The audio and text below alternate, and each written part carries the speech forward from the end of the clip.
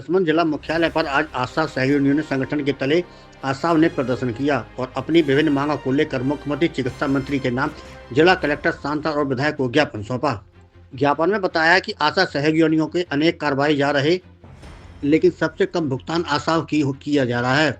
आशाओं ने महज 4,500 रुपये वेतन दिया जा रहा है, जबकि चुनाव के समय भी 6,000 करने का वादा किया था। आशाओं ने बताया है कि आगामी बजट में उनकी मांग नहीं मनाने पर मतन का बहिष्कार कर देंगी। Bureau report, Rajsamand.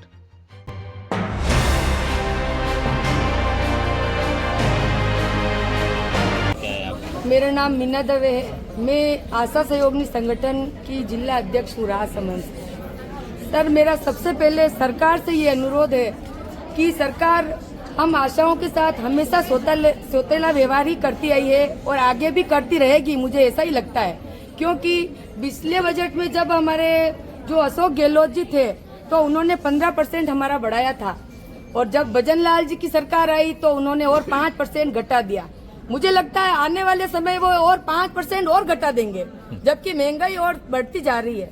और एनएचएम का जो काम हम करते हैं, हमारे मतलब कुछ भी बजट आता है तो उसमें एनएचएम कर्मी के लिए बोला जाता है कि आप हमारे संविधान में नहीं आते हो, संविदा कर्मी में आपका नाम नहीं है। तो मैं सरकार से यही कहना चाहती हूँ कि जब हम आपके संविधान में नहीं आते हैं तो आप फालतू के कार्य हमसे क्यों करवाते हैं, जब हम मतलब प्रोत्साहन राशि पे कार्य करने वाले सबसे पहली मांग हमारी ये है कि हमें नियमित किया जाए। और हमारे बहुत सी आशाएं की पॉपुलेशन बहुत ज्यादा है सर, लेकिन हमारे कोई आशा 350 की पॉपुलेशन पे बैठी है, कोई 450 पे, कोई 600 पे। तो प्रेरक राशि जो हमें मिलती है वो हमें समान नहीं मिलती है। तो हमारा वेतन किया जावे 18,000 रुपये, ताकि सभी को समान राशि मिल सके, ताकि हम हमारा घर गुजारा आराम से कर सके।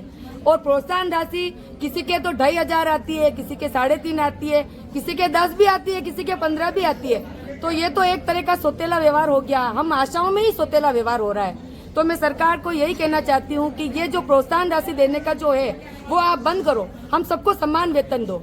जो स्वैच्छिक कर्मचारी हमारे आगे लगा रखा है उसको आप हटाओ, हमें नियमित कर्मचारी घोषित करो। और आने वाले बजट में आप कुछ ऐसा करें कि सरकार आपका नाम आगे हम महिलाएं ले। सिर्फ आप नारेबाजी में मत कहो कि बेटी बचाओ बेटी पढ़ाओ। आप हमारा शोषण जो कर रहे हो ना, हम भी इस भारत की बेटियां हैं, हम इसकी देश की बेटियां हैं। हमारे साथ जो आप कर रहे हो ना, वो सिर्फ नारों में शोभा नहीं देता है, कुछ अच्छा करके दिखाओ, ताकि हम यूं कह सके गर्व से कि हाँ, वाकई में सरकार का जो आदेश निर्देश है वो हमारे लिए।